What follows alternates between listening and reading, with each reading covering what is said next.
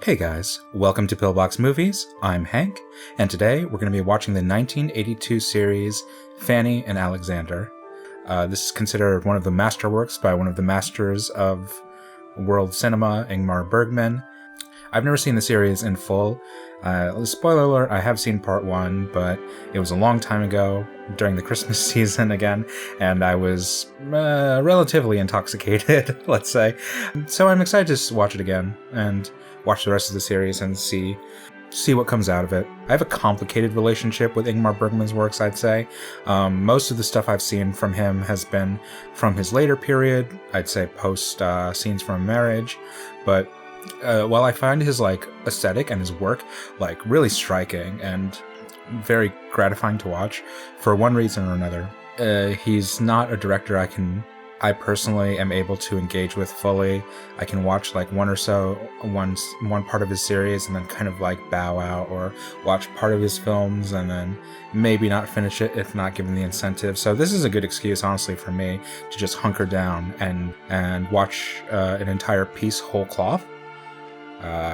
Perhaps I shouldn't have started with the 6-hour piece, but you know, life comes fast sometimes.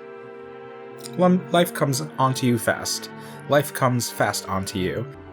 So yeah, we're gonna do this, I guess, around about Christmas time, I suppose. This will be the first in a 4-part series. If you want to watch the others, I guess they'll eventually show up in a link here. Here? Is that right? Here. Who knows? Anyways, let's watch Fanny and Alexander. Just as a rough guess, maybe based on my previous experience watching this movie, I'm going to posit that the series is split up into 4 seasons. Fanny och Alexander. I bloodtidlist. Don't know what that means. Not for pleasure alone. Okay, thank you, subtitles, thank you. We stand a proscenium opening. Brilliant. From what I recall, Alexander and Fanny come from a theatrical family, so it makes sense that they'd have set designs and models in their household. Siri. Alexa, are you there? And I'm under the impression that Ingmar Bergman based a lot of this on his childhood recollections and experiences. So be prepared for a lot of personal shit, I guess I'm saying. It's kind of a Vanilla Sky opening. A young man finds his home deserted.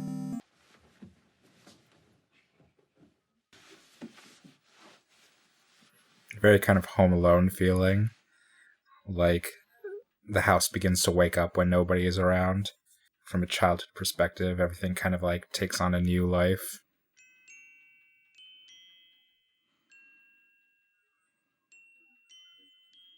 That's beautiful. What a stunning shot with just a soft increase in exposure. That is striking as all shit. Ooh, the chandelier is just slightly moving. Oh, wow. I think this is a famous shot.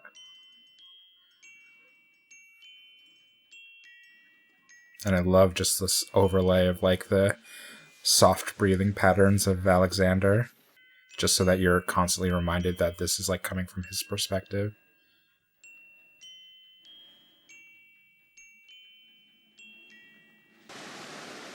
The Ekdahl Family Celebrates Christmas. Hey, this is Editing Hank, and I just wanted to say this is going to be the start of a great tradition of me mispronouncing the Ekdahl's family name as the Erkdahls.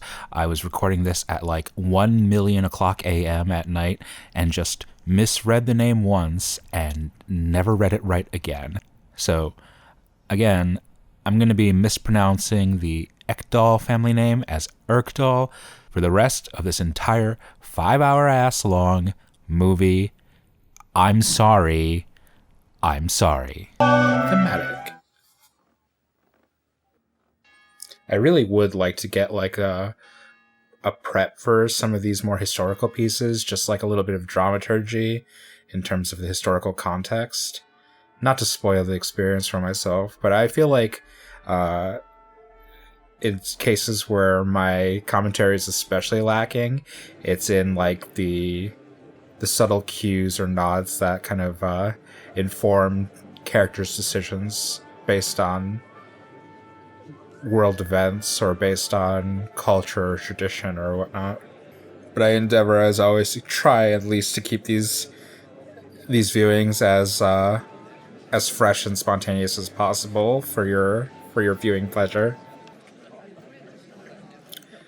I like these small like inserts of faces that Bergman has for his like theatrical scenes. This is essentially how Magic Flute started.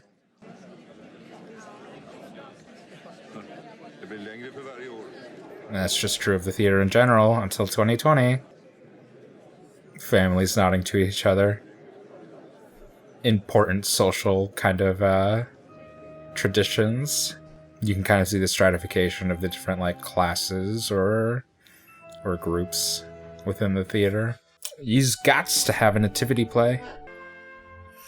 Gotta love a good nativity. Man, I give anything for just some like regular ass theater right now.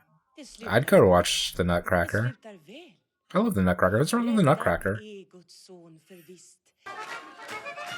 I'd be sweating my ass off doing this. Ooh, he's speaking German. Different character. A distant relative, perhaps? A cousin? Is the implication that he's Jewish? Det är 43:e gången vi firar jul tillsammans. Kära fröken Ester, är det verkligen mig? Ja, det är konstigt. Lilla fröken Ester. Not a fan of that little pat on the cheek, but whatever. I'm sure she meant it affectionately.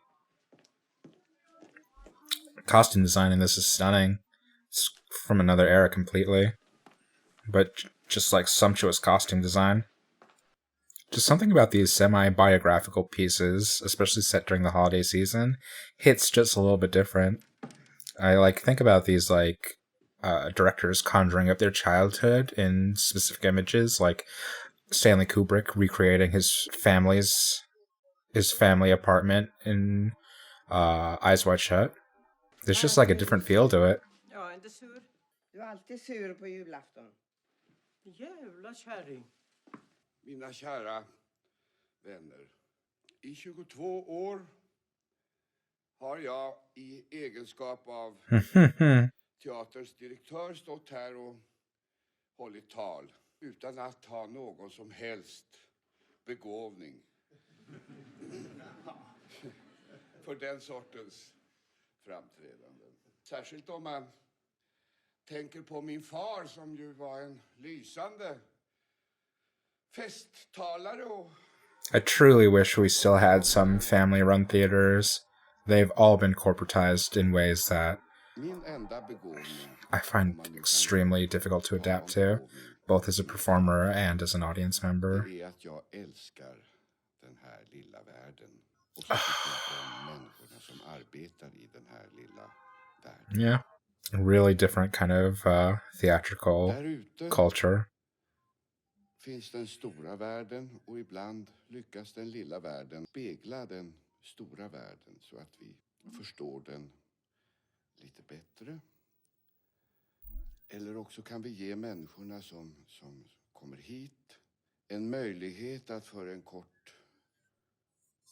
kort ögonblick eller några sekunder glömma bort den svåra världen där ute. That's generally not what I seek out from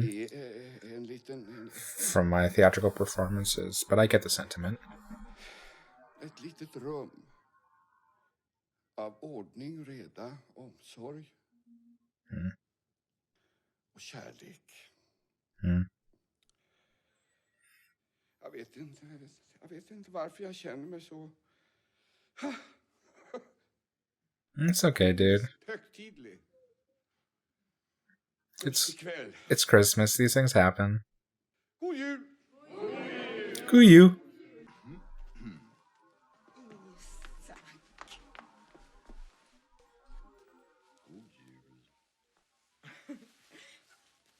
Jag förstår inte vad de håller hus allihopa.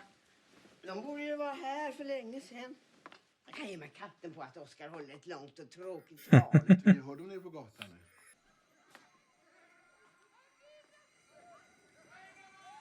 Ooh, I love this shot. There's so much warmth in here. Oh, I love that. Kommer min familj. That is, what a compact way to fill up so much emotion to just 2 shots. Not that all of, like, film is about expediency and about compactness, but there is definitely artistry in film for condensing so many thoughts and ideas and emotions into such a succinct form. Okay, so the theater manager is married to the wife, or is married to the archangel, whose children are Alexander and Fanny. And once again, brilliant costume design. You get a sense of everybody's status and position, and kind of like, and it's like so ornate and just luscious to look at.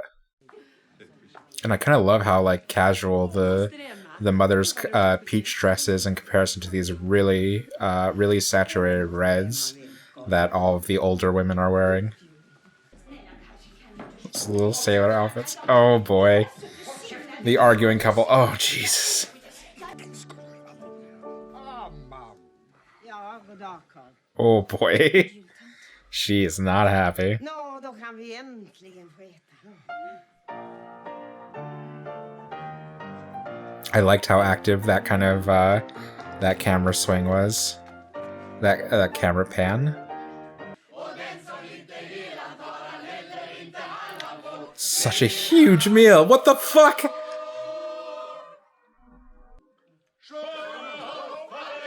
Yo, is this what having holiday feasts are with servants is like? I gotta get me a servant. Jesus, are they eating at the same table? That's it's very gregarious. Good for Sweden. This is me at parties. Gustav Adolf, Ekdahl, Har fröken Ester ingen aptit? Men fröken Vega äter ju ingenting själv. Ja, det passar sig verkligen inte. Oh, so they don't like the... Okay. The classes will never reconcile until there's equity in all things, and not just what the higher classes deign appropriate. förstås för att du ska få julklapp. Gör inte farbror Gustav med? Ja, det har du rätt i min unge. Jag undrar alldeles förbaskat vad den här kvällen ska föra med sig. Yo, all these men are horny as shit. Min kära man har bönfallit mig att jag ska sjunga något i afton efter middagen. Jag har sagt honom att jag inte kan, men min man är så envis. A lot of politicking happening around the table. Att min sång påminner honom om våra ungdomsår i München. Ugh. Okay. Men sen måste det vara morötter, brysselkål, vitkål, rödkål och blom. I'm actually these women. I'm the fat ladies at the table discussing recipes. And then you pour cognac over the whole thing. Where's it coming from? The call's coming from inside the house. Oh boy. Not him. Skulle jag ha lust att hålla tak? Bravo! Men det tänker jag inte göra. Kära Emma, är det verkligen möjligt? Jo då, vi kan hända 79. Är det så länge sedan? Ja, han skulle varit 98 år om han hade levat idag. Nej, men kära Emma, kan man tänka sig? Ja, 19 när vi oss. Ja, Emma var 19. Ja, stor åldersskillnad. Ja, det måste man väl säga. Men Emma var lite kyld. Ja, min syster också som en äldre man. Ja, det minns jag. Det var stort i kvällen. Han dog 3 månader efter vigseln och lämnade efter sig en förmögenhet. While I don't like enjoy IRL like holiday talk, it is enjoyable to observe at a distance. Yay!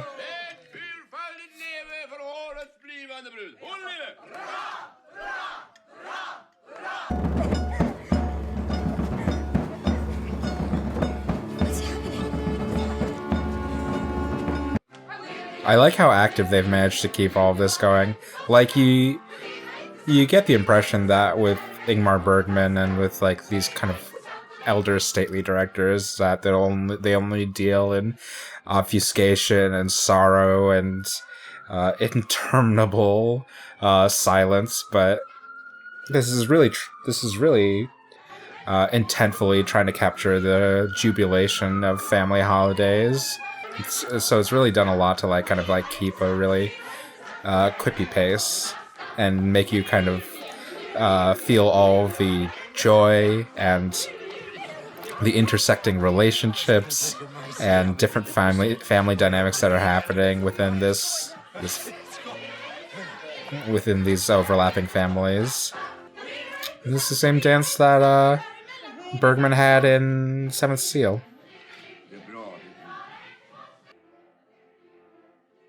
Foreboding.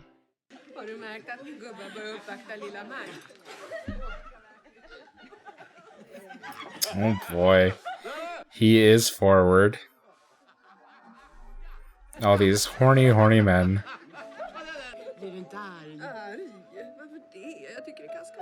At least he doesn't take it out on me.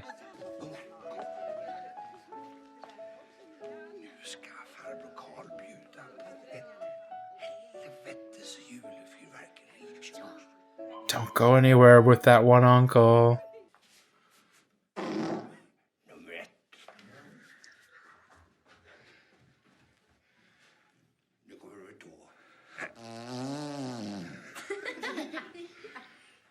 Ingmar Bergman, ladies and gentlemen.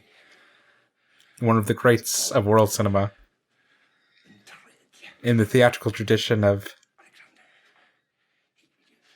Max Ophuls, John Ford, Robert Bresson, Andrei Tarkovsky.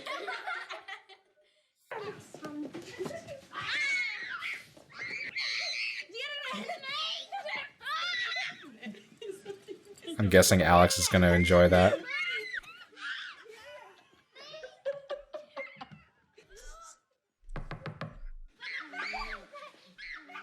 Ooh, they're going to burn this maid.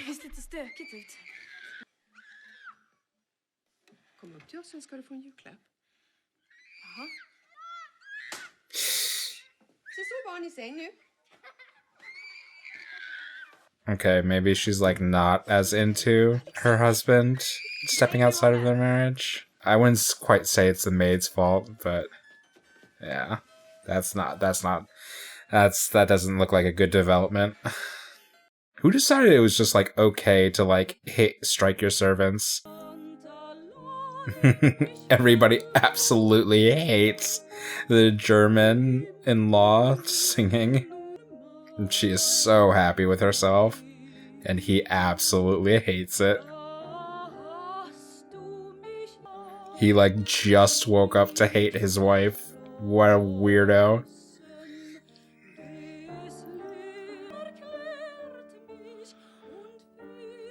That's great. He had a realization that he might actually love his wife, despite all of the trials they've been going through with each other. Come on, reconcile with her. You know you want to. Nah, he's closed himself off again. You came close, bud. Next time. You'll get him next time. Alexander. Titta vad jag har fått i julklapp. Titta vad jag har fått av fru Ekdahl. Det är inte klokt. Jag är inte vansinnigt vacker. Jag är inte underbart fin. Jag ser ut som en dam. Visst gör jag? Yo. Alexander's all grown up now.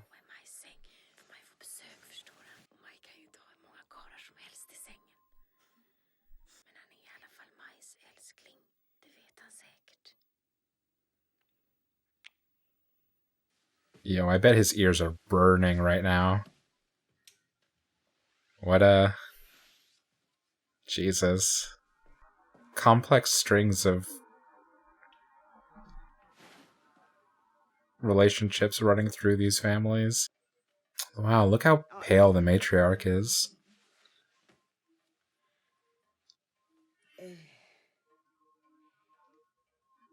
Ensam jag skrider fram på min bana. Längre och längre sträcker sig vägen. Ej mig förfärar stundande natten. I really like these masters, these composition shots. Av den kärlek som går genom världen. It gives a lot of relief to the actors to not have to like overperform for the camera. I min själ. But it's also like a really beautiful composition.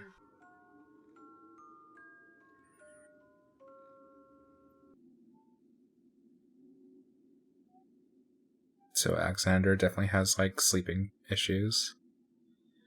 He definitely wakes up a lot at night.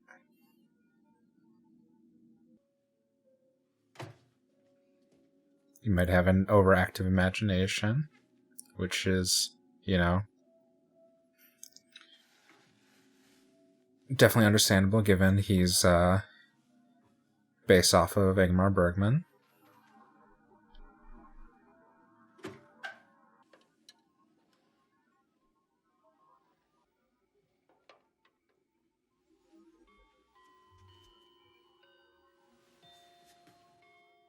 Där ligger hon, den vackra flickan. Den stackars Arabella. Hon är ensam. Hon är ensam i hela huset. Hennes mor är död och hennes far rumlar med oredliga kumpaner. Vem kommer där då klockan slår 12 i slottstornet? Wow. Beredd. And this is kind of reflecting the experience that Alexander had at the beginning of the film. Närmar sig min bädd till min döda mor.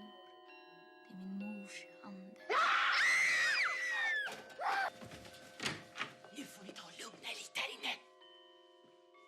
Så nu ungar. Godnatt. Jag tyckte att det luktade fotogen i dagarna. Fotogen? Ja, fotogen. I love that we don't go into the room with them. Fotogenlampa i barnkammaren. It always kind of like keeps it as like being from the perspective of the children. Sover ni, jävla ungar?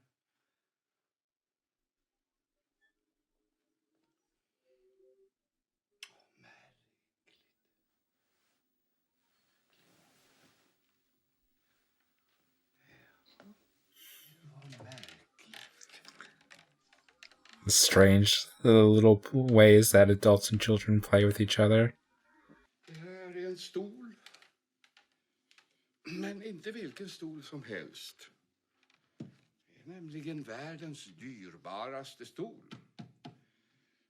Den tillhör kejsaren av Kina och har på egendomliga vägar hamnat i den Ekdahlska barnkammaren. Men pass på, mitt herrskap. I love this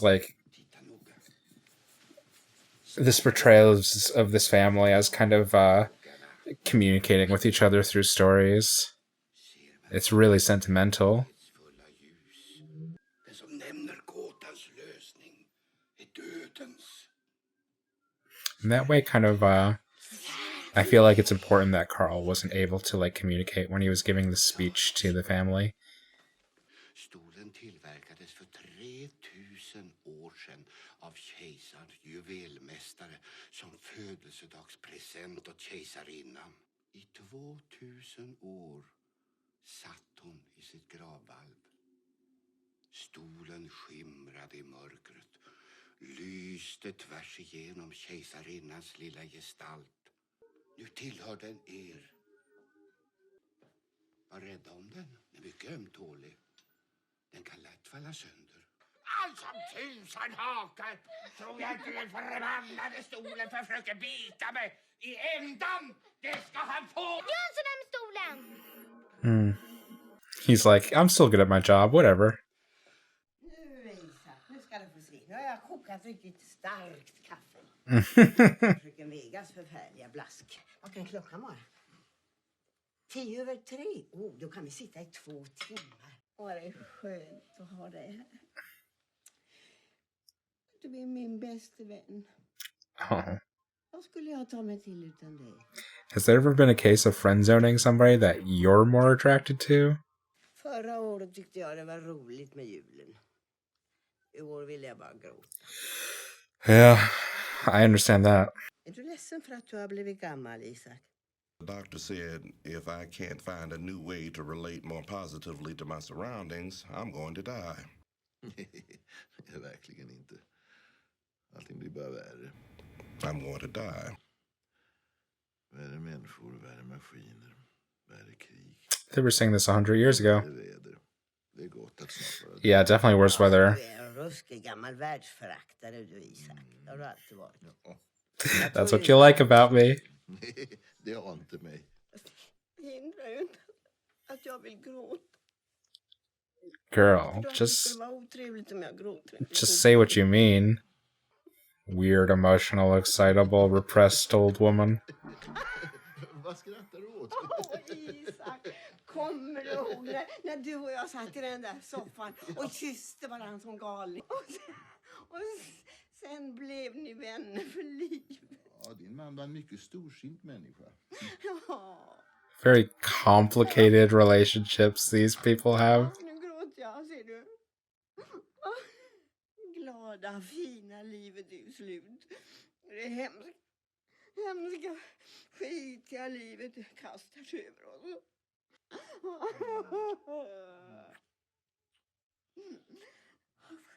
Nej. Det här är inte för sig, min herre. You're up, you're hot, and you're cold. Ja, vi spelar våra roller. Somliga spelar oss slarvigt, andra spelar dem med omsorg. Lady, Jag hör till den senare kategorin. you're a lot to deal with.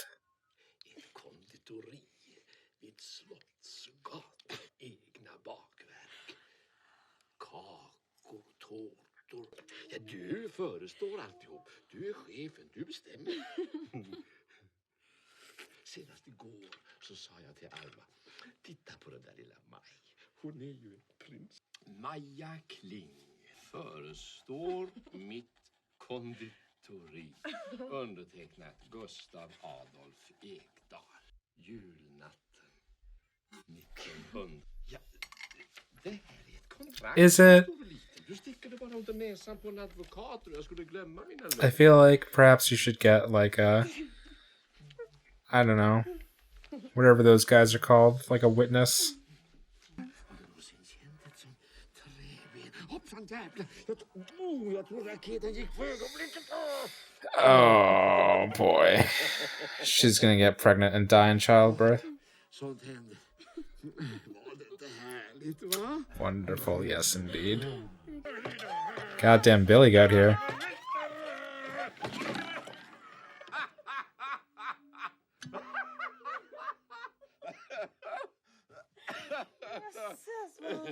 Det är kallt som i helvete. Varför eldas det inte? Vi har ingen kredit hos vedhandlaren. Jag är skyldiga 150 kronor, mein Karlchen, das weißt du doch. Det är väl ändå fan att du inte lär tala svenska på 23 år. Tala svenska. She said you know that. Hon tog illa fram ett papper där det stod skrivet att jag var skyldig henne 37 000 kronor. Det är ofattbart. Du får gå till juden. Tack ska du ha. Jag har redan varit där. Jag betalar en helvetes ockerränta. Det var nog fel på sillsalladen. Den smakade unket. I'm sure that's the case. Du kan vara övertygad om att mamma, snåla kärringen, har sparat sen påsken. Yep. Fan har man sillsallad till julen. I'm sure it's not like the 12 beers you've had. Varför gifte jag mig med dig? Du är ful, fattig, oprecis. Du kunde inte ens ge mig ett barn. This is not a great relationship. Stackars Karl, vad du var olycklig. Om du inte var så ledsen och ängslig så var du inte så illa. Skäller på mig och säger att jag inte sköter mina föreläsningar. Jag är forskare. Jag är God. Honestly, I hope I'm not like this. This dude is just trash. Och så måste man gå under förbannade julottan. Bara tvång. Överallt tvång. It's better. Oh God, please stop. Hur kommer det sig, broder Oskar, att du lyckas med allt du företar dig? Hur kommer det sig? Weird energies, seeing a sibling hate his family so much. This is kind of to a certain degree, this is why you don't enter into financial arrangements with your family. But it's not like he's like any different from his other siblings. They deal with their mother in terms of finances. He just happened to get the short end of the stick.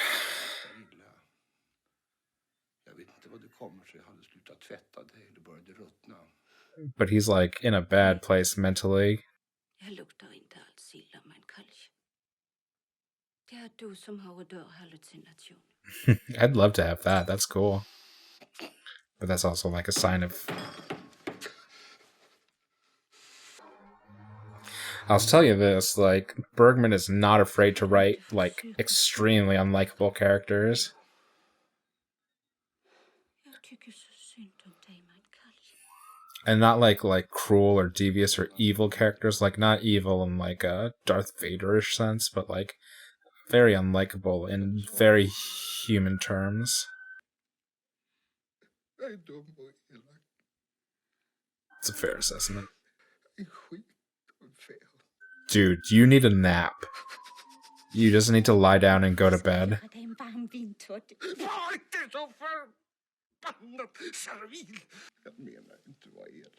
Fucking get away. Run away from him, baby. Run away. She's gonna put a pillow on top of his face one day.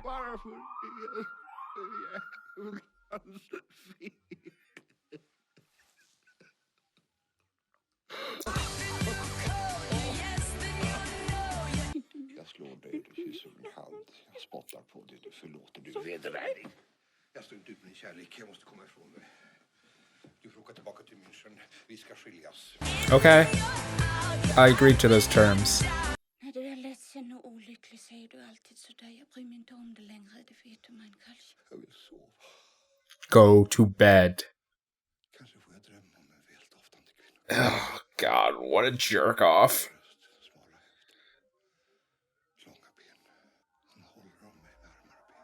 Yep, because that's the problem. The problem is you have the wrong wife. Well, you should go out and find that woman. I'm sure they love you.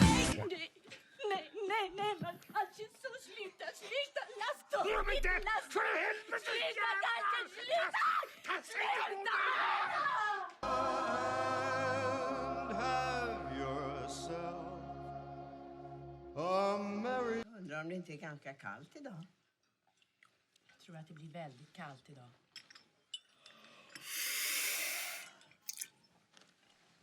Inte gäspar vid bordet, Alexander. Thank you, Papa. Skål, broder Karl. His hair looks better this morning. Yes. We love a carriage ride. Big Gilmore Girls vibe. Full-on Gilmore Girls.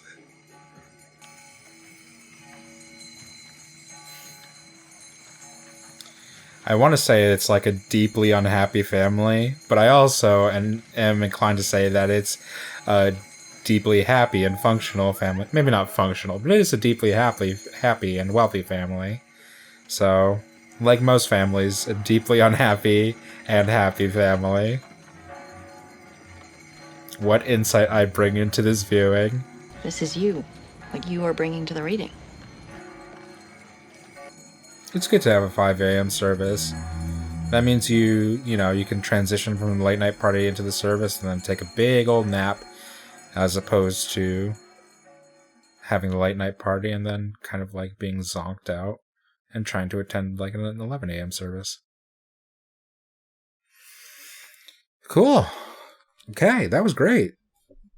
I actually don't think I've watched that entire thing before. So, yeah, it was very interesting to see the family dynamics unfold and see kind of how this outwardly wealthy and large and prosperous family kind of has some internal mechanisms that are driving it towards dysfunction and disarray. Carl's bringing severe black sheep energy to the equation, and Gustav Adolf, his philandering is perhaps not as accepted as he believes it is. And yeah, it was really kind of gratifying to see all this kind of from the child's perspective, from Fanny's perspective. Yeah, not Fanny, Alexander, from Alexander's perspective, and kind of seeing the synthesis of the perspective of him as a child and also of Bergman as an adult. Bergman looking back on his childhood, trying to give reverence and respect for his views as a child, but also bringing his own understanding as an adult and having experienced kind of the life cycle of the parents as well as the children at this point. So yeah, that was the first episode of Fanny and Alexander. I liked it a lot. We'll continue on to part 2 at a later date. If you enjoyed this video, please click the like button and subscribe if you haven't already, and I'll see you at the next one. In the meanwhile, keep watching good movies. Alright, take care of yourselves, guys. Have a happy Christmas and a New Year.